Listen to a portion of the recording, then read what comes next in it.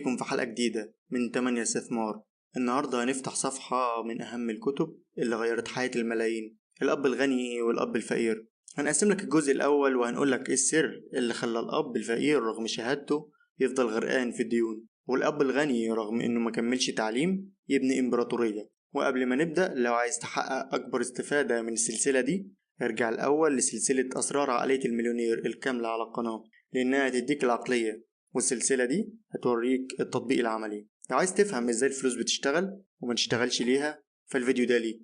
يلا نبدأ. ليه بتخلص الشهر وفلوسك تطير من ايدك قبل ما تحس بيها؟ ليه مشروعك واقف عند رقم معين ومهما تعبت مش عارف تكبر؟ ليه وصلت لمرحلة كويسة بس لسه حاسس ان الفلوس هي اللي بتتحكم فيك مش انت اللي بتلعب اللعبة؟ تخيل معايا طفلين كبروا في نفس الحي. الأول سمع من أبوه دايما مقولة إن الفلوس أصل كل شر وركز على الشهادات والوظيفة الآمنة. التاني سمع من أبوه مقولة قلة الفلوس هي أصل كل شر وركز على إزاي الفلوس تيجي وتكبر. الأول فضل عمره يشتغل ويصرف ويدفع فواتير وهو غرقان في الديون لحد آخر يوم. التاني بقى من أغنى الناس في منطقته وهو مكملش تعليم عالي. الفرق مش في الحظ ولا في الشهادات، الفرق إن واحد اتعلم إزاي يكتب سيرة ذاتية عشان يشتغل عند الناس، والتاني يتعلم ازاي يفتح شركة عشان توظف الناس دي. الفكرة اللي هتغير مسار حياتك ان الفقير والطبقة المتوسطة بيشتغلوا عشان الفلوس، لكن الاغنياء بيخلوا الفلوس هي اللي تشتغل عشانهم. السؤال بقى، انت شغال عند الفلوس ولا الفلوس شغالة عندك؟ بص بقى، عشان تفهم اللعبة محتاج تعرف 5 قواعد أساسية. أول واحدة ألا وهي الخوف والطمع، هما اللي بيدوروا دولاب الحياة. الخوف من الجوع بيخليك تمسك بأي وظيفة، والطمع في الراتب بيخليك تصرفه أول ما يجي قبل ما تفكر. التانية، المدرسة بتعلمك تبقى موظف شاطر بس عمرها ما علمتك ازاي تدير فلوسك ولا ازاي تفرق بين اللي بيحط فلوس في جيبك واللي بيسحب منها. التالتة، سباق الفيران، متاهة الموظف اللي بيشتغل ويقبض ويدفع فواتير ويرجع يشتغل أكتر عشان يدفع فواتير أكتر، وكل ما مرتبه يزيد مصاريفه بتزيد معاه.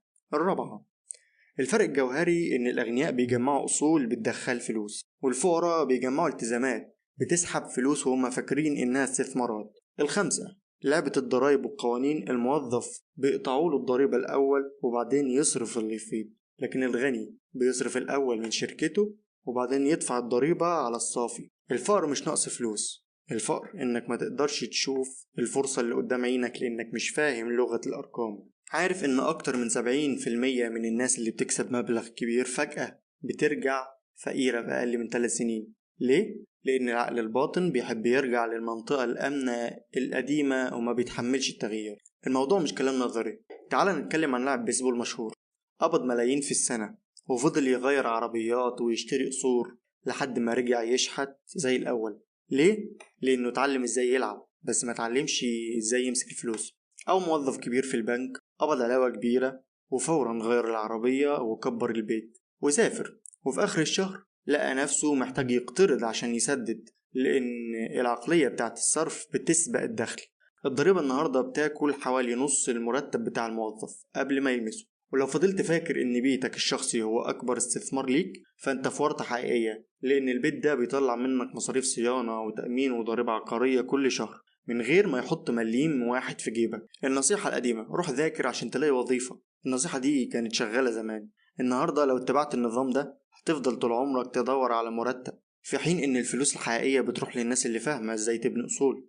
لو ضاع كل اللي معاك النهاردة وفقدت شغلك، هتقدر تلم شملك وتبني نفسك تاني بنفس السرعة ولا هترجع تاني لنفس دوامة الخناق والديون؟ الحل مش انك تشتغل اكتر، الحل انك تغير طريقة تفكيرك وتعمل خطوات عملية. في الاول ابدأ فرق بوضوح تام بين الاصل والالتزام. الاصل حاجة بتحط فلوس في جيبك كل شهر، الالتزام حاجة بتسحب من جيبك فلوس. تاني حاجة، استثمر في عقلك المالي قبل اي حاجة. اقرأ، احضر دورات، افهم القوائم المالية والقوانين، ده اغلى استثمار هتعمله في حياتك. تالت حاجة، ابدأ صغير جدا، انت مش محتاج ملايين، ابدأ بمشروع جانبي صغير من المصاريف القليلة، وظف حد يديره وهو بيجمع لك دخل وانت بتكمل شغلك الأساسي. رابع حاجة، بطل تشتغل عشان الفلوس وبص على المهارات، اشتغل عشان تتعلم البيع والتسويق والتفاوض وإدارة الناس.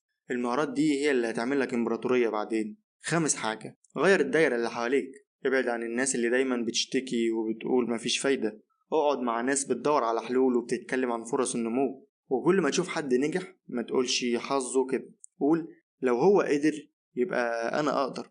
الحسد بيحرق فرصتك قبل ما تبدأ.